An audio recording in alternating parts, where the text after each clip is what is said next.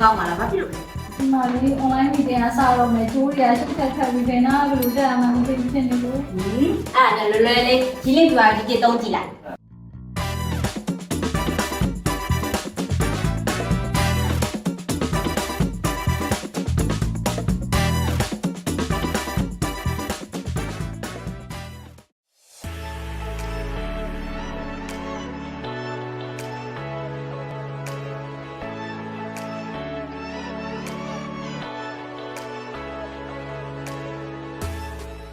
အမလေးဘူးမှာပဲရင်းလင်းပြီးအောင်ဒီကလေးတော့အဆင်ပြေသွားတော့တယ်